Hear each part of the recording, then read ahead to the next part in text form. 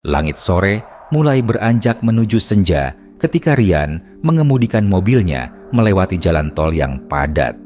Klakson bersahutan, menciptakan simfoni kegelisahan di antara para pemudik yang sama-sama ingin segera tiba di kampung halaman.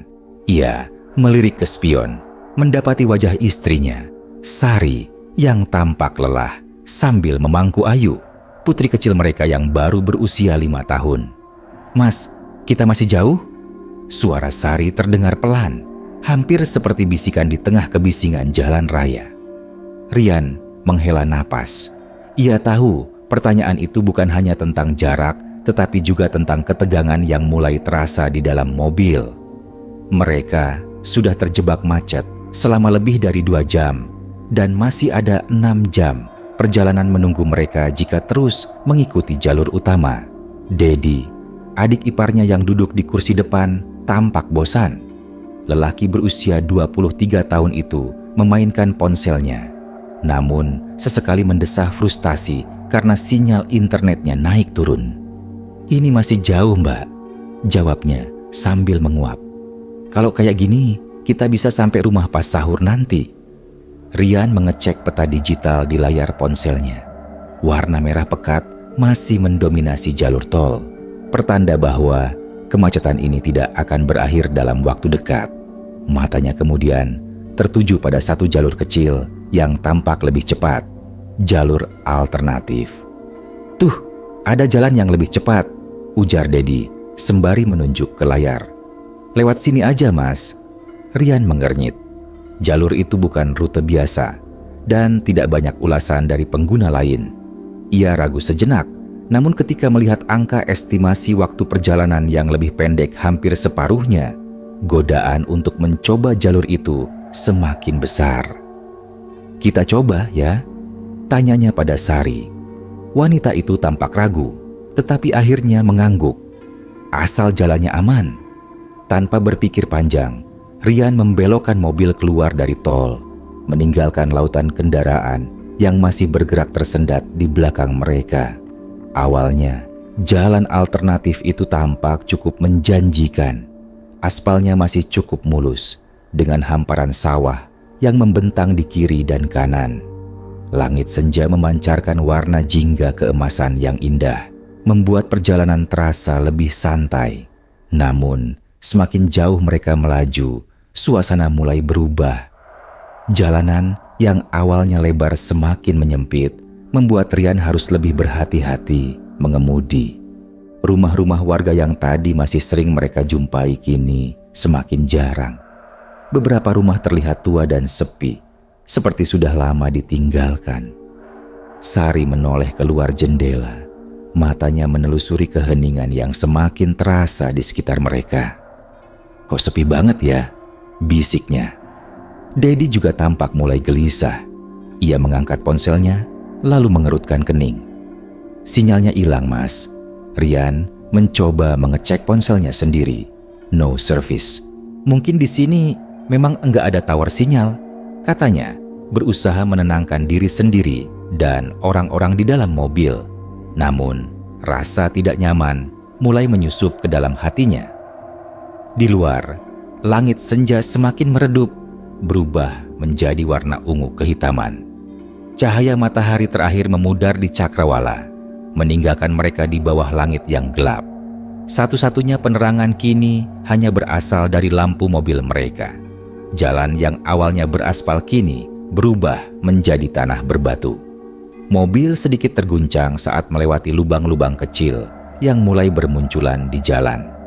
Di sisi kiri dan kanan, hutan bambu mulai menggantikan hamparan sawah. "Mas, yakin jalan ini benar?" Sari bertanya dengan nada cemas. Rian mengecek peta digitalnya lagi. Anehnya, jalur yang mereka lalui sekarang tidak lagi terdeteksi di layar. "Barusan masih ada di peta kok, sekarang hilang?" gumamnya. Dedi menelan ludah. "Mas, coba deh kita putar balik aja." Rian menghela napas. Jalannya memang mulai terasa aneh, tapi ia tidak ingin kembali ke kemacetan tol. "Kita terus dulu aja, mungkin sebentar lagi ada perkampungan atau jalan utama." Sari menggenggam tangan Ayu yang sudah tertidur di pangkuannya. Namun, tubuh anak kecil itu tampak gelisah, sesekali meringkuk seolah merasa tidak nyaman. Di luar, udara semakin dingin. Aneh, mengingat ini musim kemarau. Kabut tipis mulai muncul, perlahan menyelimuti jalan. Mobil terus melaju, menerobos keheningan yang semakin mencekam. Namun, sesuatu di dalam diri Rian mulai merasa ada yang tidak beres. Perasaan itu semakin kuat ketika, di tengah kabut, ia melihat sesuatu di kejauhan. Sebuah papan kayu berdiri di pinggir jalan. Tulisan di atasnya hampir pudar, tetapi dengan susah payah, Rian masih bisa membacanya. Selamat datang di desa rawa gaib. Jantungnya berdegup kencang.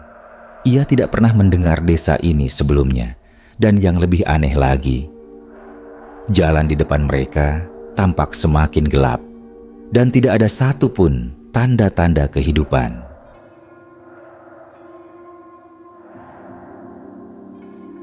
Rian mengurangi kecepatan mobilnya, kedua tangannya menggenggam setir dengan lebih erat. Kabut semakin tebal, membuat jarak pandang hanya sekitar 5 meter ke depan. Lampu mobil yang seharusnya membantu menerangi jalan malah seolah terserap oleh kabut kelabu yang menggantung di udara. Sari menelan ludah. "Mas, ini beneran desa?" Rian tidak langsung menjawab. Ia sendiri bingung. Desa ini seharusnya ada di peta jika memang benar-benar ada, tapi sekarang jalur yang mereka lalui bahkan tidak terdeteksi di peta digitalnya. Di depan, rumah-rumah tua mulai terlihat di sisi jalan. Rumah-rumah itu terbuat dari kayu dengan desain kuno, hampir seperti rumah-rumah dari zaman kolonial yang belum pernah diperbarui. Lampu minyak menerangi beberapa teras, memberikan cahaya kekuningan yang berkedip-kedip seperti akan padam kapan saja. Tidak ada kendaraan, tidak ada kabel listrik, tidak ada antena parabola, tidak ada tanda-tanda kehidupan modern. Dedi bersandar ke jendela, menatap ke arah rumah-rumah itu. "Kayaknya kita nyasar ke kampung yang masih tradisional banget, Mas," gumamnya pelan. Tiba-tiba, dari balik kabut, sesosok lelaki tua muncul di pinggir jalan. Rian terkejut dan segera menginjak rem. Ban mobil menggerus tanah berpasir, menciptakan suara berdecit yang tajam. Lelaki tua itu tidak bergerak. Ia hanya berdiri di sana, mengenakan baju lurik kumal dengan kain sarung melilit pinggangnya. Wajahnya keriput, matanya cekung, dan kulitnya pucat seperti tak pernah terkena sinar matahari. "Sugeng Dalu, selamat malam." Suara seraknya memecah keheningan. Sari menggenggam tangan Rian dengan erat. "Mas, coba tanya jalan keluar," bisiknya. Rian menarik napas dalam-dalam, lalu menurunkan kaca jendela. Udara dingin langsung menyusup ke dalam mobil, membawa aroma tanah basah dan sesuatu yang asing, seperti bau dupa yang terbakar di kejauhan. "Permisi, Pak," kata Rian, berusaha bersikap sopan. "Kami mau ke jalan utama. Bisa lewat mana ya?" Lelaki tua itu tidak langsung menjawab. Ia hanya memandangi mereka dengan mata yang nyaris tak berkedip, seolah sedang menilai sesuatu. Lalu, perlahan, ia mengangkat tangannya dan menunjuk ke jalan yang menurun di ujung desa. "Ikuti jalan itu," katanya lirih. "Tapi jangan berhenti, apapun yang terjadi." Rian menelan ludah. Jawaban itu terasa aneh. "Memang kenapa, Pak?" tanya Dedi, yang mulai merasakan ketegangan yang sama. Lelaki tua itu tetap diam, hanya memandang mereka seolah ingin mengatakan sesuatu, tetapi menahannya. Sari semakin menggenggam tangan Rian. "Mas, aku nggak suka tempat ini," bisiknya. Rian mengangguk cepat. "Baik, Pak. Terima kasih." Ia segera menaikkan kaca jendela dan menginjak pedal gas. Mobil melaju perlahan melewati lelaki tua itu. Dalam spion, Rian melihat pria itu masih berdiri di tempatnya. Tubuhnya tidak bergerak sedikit pun, seolah hanya patung hidup di tengah kabut yang semakin pekat. Saat mobil mulai mendekati jalan menurun, yang ditunjukkan lelaki tadi, Ayu tiba-tiba menggeliat dalam tidurnya. Kemudian, dalam keadaan setengah sadar, gadis kecil itu berbisik pelan. "Ayah, ada yang ngeliatin kita." Dari jendela, jantung Rian nyaris berhenti.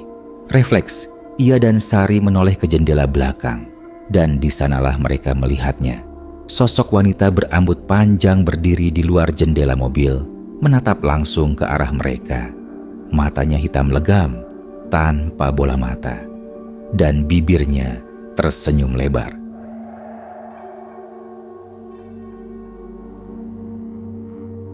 Rian langsung menginjak gas begitu melihat sosok wanita berambut panjang itu berdiri di luar jendela mobil. Ban mobil berputar cepat menghantam kerikil dan tanah, membuat debu tipis berhamburan ke udara. Sari menahan napas, matanya masih terbelalak ke arah jendela belakang.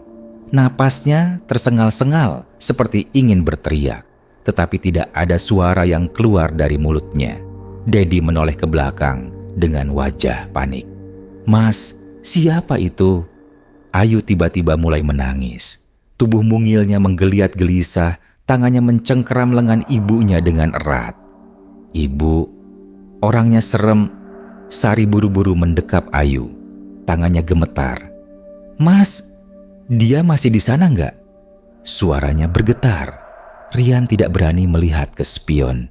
Tangannya mencengkeram setir erat-erat, telapak tangannya dingin dan berkeringat. "Jangan lihat ke belakang," perintahnya dengan suara tegang. Dedi yang penasaran tetapi juga ketakutan, akhirnya memberanikan diri menoleh sekali lagi. Namun, wajahnya langsung pucat pasi. "Mas," suaranya serak, nyaris tak terdengar. "Apa?" Rian tetap fokus ke jalan. Dedi menelan ludah dengan susah payah. "Orangnya udah nggak ada, tapi kayak ada bayangan di belakang mobil kita." Rian akhirnya melihat ke spion dan jantungnya hampir berhenti berdetak. Di dalam pantulan spion, sosok wanita itu sudah menghilang. Tapi di tengah kabut, samar-samar terlihat siluet hitam tinggi yang terus mengikuti mereka. Tidak berlari, tidak berjalan, tetapi melayang. Sosok itu bergerak tanpa suara, seolah-olah sedang mengintai. Astagfirullah. Rian mempercepat mobil, berharap jalan ini segera berakhir. Namun, semakin jauh mereka melaju, jalanan justru terasa semakin panjang dan tidak berujung. Seharusnya mereka sudah melewati desa itu dan menemukan jalan besar. Tetapi tidak ada apapun di depan mereka kecuali jalan tanah yang terus menurun, membelah kabut yang semakin pekat. Ayu mulai terisak ketakutan. "Ayah, ibu, aku mau pulang." Sari membelai rambut putrinya, mencoba menenangkan diri meski air matanya sendiri hampir jatuh. "Iya sayang, sebentar lagi kita sampai." "Iya." Tapi dalam hati, ia tahu sesuatu tidak beres. Dedi mengusap wajahnya dengan kasar. "Mas, perasaan kita udah lewat sini deh." Rian menggeleng cepat. Nggak mungkin. Tapi dalam hati, ia pun merasa ada yang aneh. Sebuah pohon besar berdiri di tepi jalan. Batangnya tebal dengan akar yang mencuat ke permukaan tanah. Bentuknya khas, berbeda dari pohon lain di sekitarnya. Dan dalam 5 menit ke depan, mereka kembali melihat pohon yang sama. Sari menegakkan tubuhnya, merasa ada yang ganjil. "Loh, pohonnya ini lagi." Rian menggeleng kuat, menolak mempercayai apa yang baru saja terjadi. Mungkin cuma mirip, lalu mereka terus melaju. Dan pohon itu muncul lagi. Kini tidak ada yang bisa menyangkalnya. Mereka sudah berputar-putar di jalan yang sama. Dedi mulai panik. "Mas, kita kejebak. Kita jalan muter-muter." Sari mulai menangis. Air matanya menetes di pipi. "Ya Allah, Mas, ini jalan apa sih?" Ayu semakin erat memeluk ibunya. Tubuh kecilnya gemetar ketakutan. "Ibu, aku takut." Kepanikan memenuhi mobil. Rian mulai merasakan jantungnya berdetak lebih cepat dari biasanya. Napasnya memburu. Ia tidak mau terjebak di sini lebih lama. Tanpa berpikir panjang, ia menekan gas lebih dalam dan membawa mobil melaju secepat mungkin. Bruk! Sesuatu menghantam bagian bawah mobil. Rian nyaris kehilangan kendali, tetapi ia berhasil menguasai setir. Mobil tetap melaju. Namun, beberapa detik kemudian, bruk, bruk! Guncangan semakin terasa. Suara seperti sesuatu yang menghantam kolong mobil terdengar berulang-ulang. Dedi langsung melihat ke belakang dan wajahnya berubah pucat pasi. "Mas, astagfirullah. Apalagi?" Rian berteriak. Dedi menunjuk keluar jendela. "Di bawah mobil, ada tangan, nyoba megang ban." Sari menjerit ketakutan. "Ya Allah, Mas, keluar dari sini." Tanpa pikir panjang, Rian semakin menekan gas. Mobil melaju makin cepat, melewati kabut tebal yang terasa semakin dingin. Jalanan masih belum berubah, masih terus menurun, terus berulang, terus membuat mereka seakan tak bergerak kemana-mana. Namun, saat Rian hampir kehilangan harapan, di kejauhan, di tengah kabut, samar-samar ia melihat sesuatu. Sebuah cahaya kecil di tengah kegelapan. Hatinya sedikit lega. "Itu pasti jalan keluar." Dedi menajamkan pandangannya. "Beneran, Mas? Jangan-jangan..." Tiba-tiba, suara tawa kecil terdengar dari dalam mobil. Bukan suara Sari, bukan suara Ayu, tapi suara lain. Halus, dingin, dan berasal dari kursi belakang. Rian langsung melihat ke kaca spion dalam mobil. Ayu masih di pangkuan ibunya. Sari masih terisak, tapi di samping Ayu ada seseorang lagi. Seorang anak kecil berambut panjang dengan wajah pucat. Matanya hitam pekat, dan ia sedang menatap Rian dari pantulan kaca spion. Rian menjerit dan spontan menginjak rem sekuat tenaga. Citit. Mobil berhenti mendadak, hampir terguling ke sisi jalan. Sari dan Ayu menjerit. Dedi terhuyung ke depan. Rian terengah-engah, tubuhnya gemetar. Ia menoleh ke belakang dengan sangat lambat. Kursi belakang kosong. Tidak ada siapa-siapa di sana, tetapi jendela mobil penuh dengan bekas telapak tangan kecil-kecil yang berantakan. Dedi mengusap wajahnya. Suaranya bergetar. "Mas, kita harus keluar dari sini. Sekarang." Rian tidak butuh waktu lama untuk menekan gas lagi. Mobil kembali melaju, meninggalkan suara tawa samar yang perlahan menghilang di balik kabut. Dan kali ini, jalan di depan mereka mulai berubah. Di kejauhan, sebuah desa mulai terlihat lagi.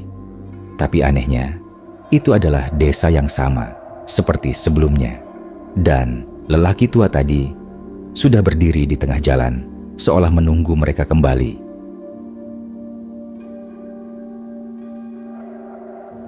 Mobil Rian melaju semakin mendekati desa. Napasnya memburu, tangannya masih gemetar di atas setir. Pikiran di kepalanya kacau. Bagaimana mungkin mereka kembali ke desa yang sama setelah berkendara sejauh itu? Sari masih memeluk Ayu erat, tubuhnya gemetar hebat. Anak kecil itu sudah tidak menangis, tetapi wajahnya pucat pasi, seolah kelelahan setelah ketakutan terlalu lama. Dedi menggigit bibirnya sendiri. Matanya tak lepas dari sosok lelaki tua yang tadi mereka temui. Lelaki itu masih di sana. Masih mengenakan pakaian yang sama, masih berdiri diam di tengah jalan, seolah memang menunggu mereka kembali. Sebuah perasaan dingin menjalar di tengkuk Rian. Tapi kali ini, ia tidak punya pilihan lain. Mau tidak mau, ia harus menghadapi pria itu. Mobil berhenti beberapa meter di depan lelaki tua itu. Hening, hanya suara mesin mobil yang terdengar. Kabut masih menggantung tebal di sekitar mereka. Dengan napas berat, Rian akhirnya menurunkan kaca jendela. Udara malam yang dingin langsung menyusup ke dalam mobil, membawa aroma tanah basah dan dupa yang samar-samar tercium. "Pak, kenapa kami balik lagi ke sini?" Suara Rian terdengar bergetar, tak bisa disembunyikan. Lelaki tua itu mengamati mereka satu persatu dengan tatapan tajam. Wajahnya tetap tanpa ekspresi, tetapi sorot matanya seperti menyimpan sesuatu yang sulit dijelaskan. "Aku sudah bilang," suaranya pelan, namun setiap katanya terasa menekan. "Jangan berhenti. apapun yang terjadi. Jantung Rian semakin berdegup kencang. Ia menelan ludah, kepalanya dipenuhi penyesalan. Seharusnya aku dengarkan kata-katanya. Dedi yang duduk di sebelah Rian mulai kehilangan kesabaran. "Pak, tolong bantu kami keluar dari sini. Ini jalan apa sih? Kenapa kita malah muter-muter di tempat yang sama?" Lelaki tua itu tetap diam beberapa detik sebelum akhirnya berbicara lagi. "Kalian sudah membuka jalan," katanya pelan. "Dan sekarang mereka tahu kalian ada di sini." "Mereka?" Rian merinding. "Mereka siapa, Pak?" Lelaki tua itu menghela napas panjang. Ia lalu menunjuk ke belakang mereka. "Kalau ingin pergi, pergilah sekarang," katanya, "sebelum mereka menahan kalian lebih lama." Rian dan Dedi spontan menoleh ke belakang dan darah mereka langsung membeku. Di balik kabut yang mulai menipis, terlihat banyak sosok berdiri di sepanjang sisi jalan. Mereka tidak bergerak, hanya berdiri diam di antara pepohonan. Ada 5, 10, 20. Jumlahnya semakin banyak seiring mata mereka menyesuaikan diri dengan kegelapan. Semua sosok itu memiliki wajah yang sama pucat, mata mereka kosong, dan tubuh mereka hanya tertutup kain putih lusuh yang menyerupai kain kafan. Beberapa sosok itu terlihat tanpa wajah, beberapa lainnya tampak separuh membusuk, dan beberapa di antaranya tampak melayang. Sari langsung menutup mulutnya, menahan jeritan. Ayu yang masih di pangkuannya kembali menggeliat gelisah. Dedi mencengkram lengan Rian dengan kuat. "Mas, tolong gas sekarang." Rian tidak perlu diperingatkan 2 kali. Dengan panik, ia segera menginjak pedal gas dan membanting setir, melajukan mobil ke arah yang berlawanan dari desa. Ban mobil berputar kencang, membuat debu dan kerikil berhamburan ke udara. Saat mobil mulai melaju, terdengar suara dari belakang. "Hi, hi, hi." Sebuah tawa lirih. Bukan hanya dari satu suara, tetapi dari banyak suara. Dan suara itu semakin keras dan semakin mendekat. Rian menginjak gas sekuat tenaga. Mobil melaju dengan kecepatan tinggi, melewati jalanan berbatu yang kini terasa semakin sempit. Namun, dari kaca spion, Rian melihat sosok-sosok itu mulai bergerak. Mereka tidak berlari, mereka melayang, menyusul mereka dengan kecepatan yang tidak wajar. "Ya Allah, ya Allah, ya Allah." Sari mulai membaca doa. Air matanya mengalir tanpa bisa ia tahan lagi. Dedi memukul dashboard. "Mas, lebih cepat lagi." Rian sudah mengemudi sekencang yang ia bisa. Namun jalanan ini tidak memungkinkan mereka melaju lebih dari 80 km per jam. Terlalu banyak bebatuan dan lubang yang bisa membuat mobil terguling kapan saja. Ayu tiba-tiba kembali berbisik dalam tidurnya. "Ayah, Ibu." Mereka bilang, "Jangan pergi." Rian menggigit bibirnya. "Ayu ngomong apa sih?" Sari hanya bisa menangis. "Aku nggak tahu, Mas. Aku nggak tahu." Tiba-tiba, suara gedebuk keras terdengar di atas mobil. Bang! Mobil berguncang hebat. Rian nyaris kehilangan kendali. Dedi berteriak, "Mas, ada sesuatu di atas!" Sari menjerit. Ayu kembali menangis ketakutan. Rian melihat ke kaca spion atas, dan di sanalah sosok itu berada. Wanita berambut panjang tadi kini ada di atas mobil mereka. Tangannya mencengkeram erat bagian atap dan wajahnya menunduk menatap langsung ke dalam mobil.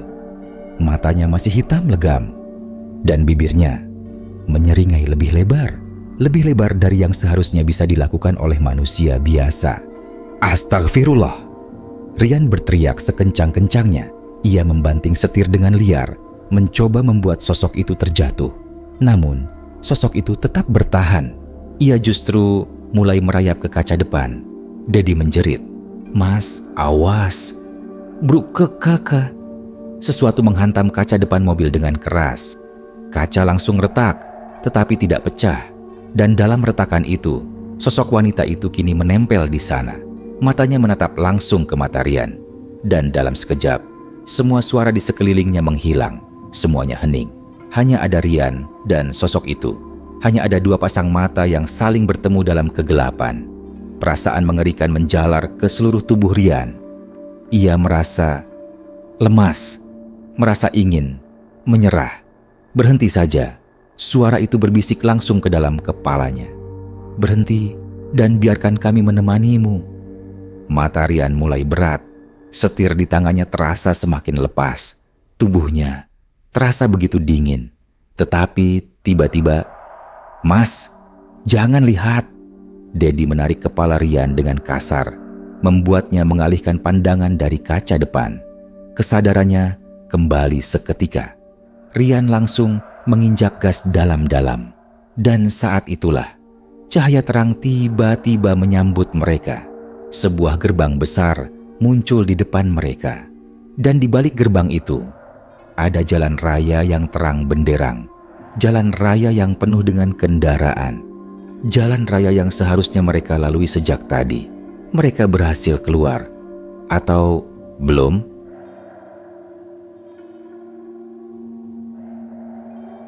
Rian hampir tidak percaya dengan apa yang ia lihat. Setelah sekian lama terjebak di jalanan berkabut, kini di hadapannya terbentang jalan raya yang terang benderang. Lampu-lampu kendaraan menyala di kejauhan. Mobil-mobil tampak berlalu lalang. Suara klakson samar-samar terdengar dari kejauhan. Astagfirullah, kita keluar. Dedi hampir menangis lega. Sari memeluk Ayu erat. Tubuhnya masih gemetar, tetapi wajahnya sedikit lebih tenang. Rian tidak mau menyia-nyiakan kesempatan ini. Tanpa berpikir panjang, ia langsung mengarahkan mobil ke gerbang besar itu, melewati batas antara jalan berbatu yang menyeramkan dan jalan raya yang terlihat begitu nyata. Begitu ban mobil mereka menginjak aspal yang mulus, seluruh tubuh Rian terasa jauh lebih ringan. Akhirnya, mereka selamat. Atau setidaknya, itulah yang mereka pikirkan. 15 menit berlalu, mobil Rian kini melaju dengan kecepatan stabil di atas jalan raya yang lurus. Tidak ada lagi kabut tebal, tidak ada lagi pohon-pohon aneh, tidak ada suara tawa atau bisikan mengerikan di telinganya. Hanya ada jalanan aspal yang panjang, lampu-lampu jalan yang terang, dan beberapa kendaraan lain yang melintas. Dedi bersandar di kursinya, mencoba menenangkan diri. "Ya Allah, tadi itu apaan sih, Mas?" Rian menggeleng, matanya masih fokus ke jalan. "Aku nggak tahu, dan aku nggak mau tahu. Yang penting kita udah keluar." Sari menghela napas, matanya menatap kosong keluar jendela. "Aku cuma pengen pulang." Ayu sudah tertidur di pangkuannya. Napasnya lebih tenang daripada sebelumnya. Mereka semua kelelahan, baik fisik maupun mental. Setelah mengalami kejadian yang begitu menakutkan, akhirnya mereka bisa merasa aman kembali. Atau begitulah yang mereka pikirkan, sampai Rian menyadari sesuatu yang aneh. 20 menit telah berlalu, tetapi jalanan ini terasa tidak berubah. Lampu jalan tetap sama.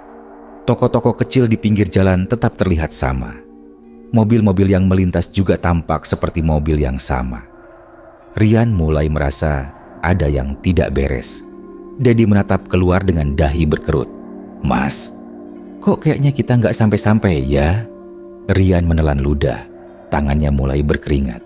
"Iya, aku juga ngerasa gitu." Sari menegakkan tubuhnya. "Kita udah sejauh ini, tapi kok belum sampai jalan tol?" Dedi mengambil ponselnya dan membuka Google Maps. "Bentar, aku cek lokasi." Ia terdiam. Layar ponselnya tidak menunjukkan lokasi mereka. Peta hanya menampilkan garis abu-abu kosong. Tidak ada jalan, tidak ada kota. Tidak ada tanda-tanda mereka sedang berada di dunia nyata. "Mas," suara Dedi mulai bergetar. "Kita di mana?" Rian langsung merasakan bulu kuduknya berdiri. Dan saat itulah ia menyadari sesuatu yang lebih buruk. Mobil-mobil yang berlalu lalang di sekitar mereka tidak memiliki pengemudi. Mobil-mobil itu tetap melaju dengan kecepatan yang sama, seolah dikendalikan oleh sesuatu yang tidak terlihat. Mereka tidak mendahului, tidak melambat, tidak menyalakan lampu sein. Mereka hanya melaju tanpa henti. Rian menoleh ke kiri dan melihat ke dalam salah satu mobil yang sejajar dengannya. Kaca mobil itu sedikit terbuka. Di dalamnya terlihat kursi pengemudi yang kosong. Setirnya bergerak sendiri. Dan dari dalam mobil itu terdengar gumaman samar yang tidak jelas dari mana asalnya.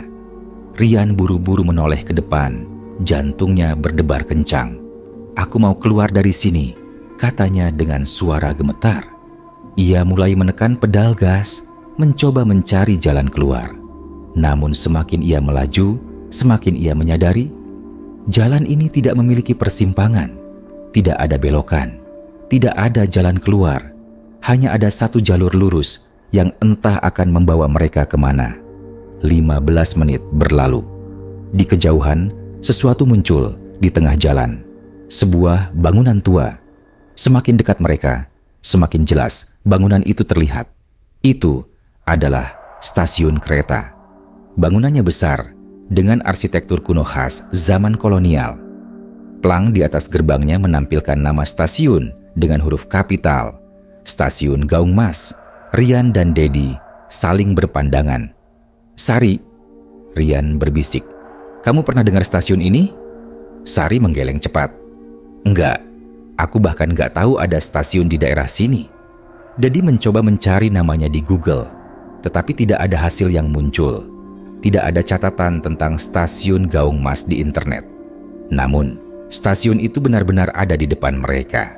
Dan lebih anehnya lagi, jalan raya berakhir tepat di depan stasiun itu. Tidak ada jalan lain, tidak ada belokan. Mereka harus berhenti di sini.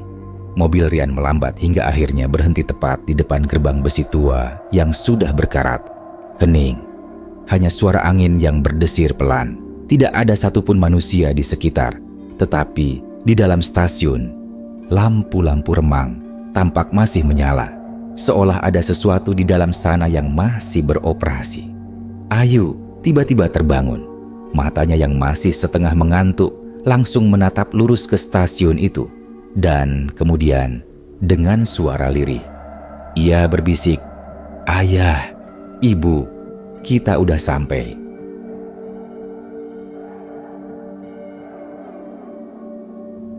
Mobil Rian berhenti tepat di depan gerbang stasiun Gaung Mas. Tidak ada jalan lain di hadapan mereka. Hanya ada rel kereta yang membentang ke arah kegelapan. Di dalam mobil, suasana tegang. Sari menatap stasiun itu dengan ekspresi ketakutan, memeluk Ayu lebih erat. Dedi mengusap wajahnya, menggeleng tak percaya. "Ini apa lagi, Mas? Kok kayak jebakan?" Rian tidak menjawab. Matanya terpaku pada bangunan tua itu. Dari luar, stasiun itu terlihat usang, tetapi lampu-lampunya masih menyala. Dan yang paling aneh, dari dalam stasiun terdengar suara peluit kereta. Titat. Sari tersentak. "Ada kereta?" Rian menatap Dedi. "Kamu yakin ini stasiun beneran?" Dedi menelan ludah, lalu mengecek Google Maps sekali lagi. Ponselnya tetap menampilkan layar kosong. Tidak ada tanda bahwa mereka sedang berada dimanapun. Tiba-tiba, Ayu yang sejak tadi diam mulai berbicara dengan suara lirih. "Kereta datang?" Rian menoleh ke belakang, menatap putrinya dengan dahi berkerut. "Apa, Nak?" Ayu masih menatap ke arah rel dengan ekspresi kosong. "Kereta datang, kita harus naik." Sari menegang. "Apa maksudnya, sayang?" Tiba-tiba, suara derak keras terdengar dari kejauhan. Dum, dum, dum. Suara besi beradu dengan kecepatan tinggi, seperti roda kereta yang melaju kencang. Dan dalam hitungan detik, kereta itu muncul. Kereta itu datang dari arah kegelapan. Tidak ada lokomotif di depan, hanya gerbong-gerbong tua yang berwarna pudar dengan jendela-jendela besar yang gelap gulita. Tidak ada lampu di dalamnya. Tidak ada suara penumpang. Hanya ada suara derak besi yang menggema di udara. Namun anehnya, saat kereta itu tiba di peron, ia berhenti. Gerbong yang paling dekat dengan mereka memiliki sebuah pintu yang terbuka lebar, seolah mengundang mereka masuk. Sari mencengkeram lengan Rian erat.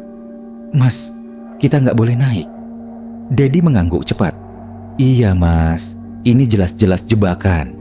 Namun sebelum Rian bisa berbicara, Ayu tiba-tiba membuka pintu mobil. "Ayu!" Sari berteriak panik. Rian langsung menoleh ke belakang dan melihat putrinya sudah keluar dari mobil. Ayu berjalan pelan menuju pintu kereta, seolah ada kekuatan tak terlihat yang menariknya ke sana. "Ayu, jangan!" Sari berlari mengejar, diikuti oleh Dedi. Namun sebelum mereka bisa meraih Ayu, sesuatu terjadi. Angin dingin berembus kencang, dan dari dalam kereta yang gelap, mereka muncul. Siluet-siluet manusia satu persatu mulai terlihat di balik jendela gerbong. Mereka tidak bergerak, hanya berdiri diam di balik kaca gelap, memperhatikan Rian dan yang lainnya dengan tatapan kosong. Lalu, perlahan, beberapa sosok mulai muncul di pintu gerbong. Mereka mengenakan pakaian lawas, seperti orang-orang dari zaman dahulu. Ada seorang pria tua dengan setelan jas abu-abu, seorang wanita muda dengan kebaya putih, seorang anak kecil yang memegang boneka lusuh. Mereka semua memiliki wajah pucat dan mata kosong, dan mereka tersenyum. "Ayu, ayo sini, sayang." Sari berbisik panik, mencoba menarik putrinya menjauh. Namun Ayu tetap diam, matanya menatap lurus ke sosok-sosok itu. Wanita berkebaya putih itu tersenyum lebih lebar. Kemudian, dengan suara lembut ia berkata, "Kalian sudah sampai, saatnya naik." Rian menarik Ayu dengan kasar, memeluknya erat. "Kami nggak akan naik, biarkan kami pergi." Pria tua berjas abu-abu tertawa pelan. "Kalian sudah di sini, apa kalian yakin ingin menolak?" Dedi mundur selangkah. "Kita harus kabur, Mas." Namun, sebelum mereka bisa bergerak, sosok anak kecil yang memegang boneka maju selangkah. Ia menatap Ayu dengan tatapan hampa. Kemudian ia berkata, pelan, "Kami juga mau pulang." Rian merinding. Sari mulai menangis. "Mas, mereka mau Ayu." Rian tidak mau berpikir lebih lama. Dengan seluruh keberaniannya, ia menggendong Ayu dan berlari kembali ke mobil. Dedi dan Sari mengikuti di belakangnya. Namun saat mereka berlari, suara dari dalam kereta semakin keras. "Jangan pergi." Sosok-sosok di dalam gerbong bergerak cepat ke arah mereka. Beberapa di antaranya melompat turun dari kereta. Wajah mereka tidak lagi tersenyum. Mereka sekarang menghampiri dengan tangan terulur, berusaha meraih mereka. Rian menyalakan mesin mobil secepat mungkin. Sari dan Dedi masuk dengan panik, menutup pintu dengan keras. Dari luar, makhluk-makhluk itu berlari menuju mereka. Rian menginjak gas. Mobil melaju kencang melewati stasiun, padahal sebelumnya jalan ini buntu. Namun, kali ini di ujung jalan ada sesuatu yang berbeda. Sebuah gerbang tua yang mirip dengan yang mereka lewati sebelumnya. Namun di balik gerbang itu ada cahaya terang, seperti lampu jalan yang familiar, seperti dunia nyata. Dedi menoleh ke belakang. "Mas, mereka ngejar." Rian tidak peduli. Ia menginjak gas sekuat tenaga. Saat mobil melewati gerbang itu, semua suara menghilang. Rian mendadak merasa tubuhnya ringan. Saat ia membuka mata, ia mendapati mobilnya melaju di jalan tol yang sebenarnya. Lampu-lampu kendaraan lain menyala di sekeliling mereka. Mereka kembali. Sari menangis dalam diam. Dedi terengah-engah, berusaha memahami apa yang baru saja terjadi. Rian melirik ke kaca spion. Di belakang mereka tidak ada stasiun, tidak ada jalan aneh, tidak ada apapun. Namun, saat ia melihat Ayu, jantungnya berdegup kencang.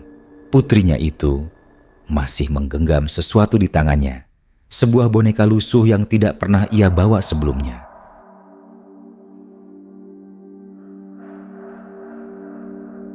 Mobil Rian terus melaju di jalan tol yang kini terasa lebih nyata dari sebelumnya. Lampu-lampu jalan berpendar terang, kendaraan lain berlalu lalang, dan suara siaran radio yang kembali jernih seakan menegaskan bahwa mereka sudah benar-benar kembali ke dunia nyata. Namun, ketegangan masih terasa di dalam mobil. Tidak ada satupun dari mereka yang berbicara. Sari masih menangis pelan, sesekali melirik ke arah Ayu yang duduk diam di pangkuannya. Dedi hanya menatap lurus ke depan. Wajahnya pucat, napasnya berat. Dan Rian, ia terus menatap ke spion tengah, memastikan bahwa tidak ada yang mengikuti mereka. Namun, sesuatu yang lain membuatnya lebih khawatir. Boneka itu, boneka lusuh yang digenggam erat oleh Ayu. Boneka itu berwarna pudar, dengan mata kancing yang hampir lepas dan rambut benang yang sudah kusut. Ia tidak pernah melihat boneka itu sebelumnya. "Ayu," suara Rian serak. "Itu boneka siapa?" Ayu tidak langsung menjawab. Ia menunduk menatap boneka itu sejenak, lalu mengusap wajahnya seolah-olah baru sadar dari mimpi panjang. Lalu ia menjawab dengan suara pelan, "Ini punya teman Ayu." Sari menggigil. "Teman siapa, sayang?" Ayu tersenyum tipis. "Teman yang tadi. Mereka titip. Katanya mereka juga mau pulang." Setelah perjalanan panjang yang terasa seperti selamanya, akhirnya mereka sampai di rumah. Sebuah rumah sederhana di pinggiran kota, dengan pagar putih kecil dan halaman yang cukup luas. Namun, begitu Rian mematikan mesin mobil, perasaan tidak enak muncul lagi. Rumah itu terasa berbeda, bukan karena bentuknya berubah, bukan karena ada yang hilang atau bertambah, tapi ada sesuatu yang tidak bisa dijelaskan. Udara di sekitar rumah terasa lebih dingin dari biasanya. Lampu teras menyala, tetapi cahayanya redup, seolah terhalang oleh sesuatu yang tak kasat mata. Dan yang paling aneh, suasananya terlalu sunyi. Seharusnya tetangga mereka masih terjaga di malam seperti ini. Namun malam itu tidak ada satupun suara. Mereka masuk dengan langkah ragu. Sari membawa Ayu ke kamar, berusaha menidurkannya meskipun ia sendiri masih ketakutan. Dedi langsung merebahkan diri di sofa ruang tamu, menghela napas panjang, sementara Rian berjalan perlahan ke dapur, menyalakan keran dan membasuh wajahnya dengan air dingin. Ia menatap bayangannya di cermin kecil di atas wastafel. Wajahnya tampak lebih tua dari beberapa jam lalu. Matanya cekung, dipenuhi kelelahan. Ia menghela napas panjang. Sudah berakhir.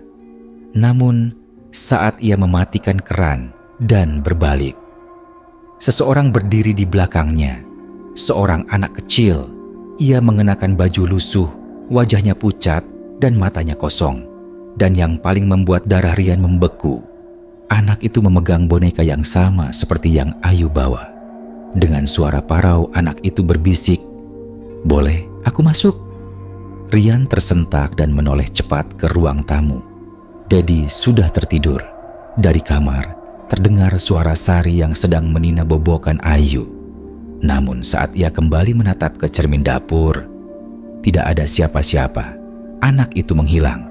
Namun sebelum Rian bisa merasa lega, Ayu tiba-tiba berteriak dari dalam kamar. Sari menjerit, "Mas!" Rian langsung berlari masuk. Di kamar, Ayu duduk di tempat tidurnya dengan wajah ketakutan. Matanya terbuka lebar, tubuhnya gemetar. Ia menunjuk ke sudut kamar. Rian mengikuti arah telunjuknya. Awalnya, ia tidak melihat apapun. Namun, saat ia berkedip sekali, sosok itu ada di sana, berdiri di sudut kamar, memandangi mereka dalam diam, dengan boneka yang sama dan senyum yang sama. Dan saat itulah Rian sadar mereka tidak pernah benar-benar kembali.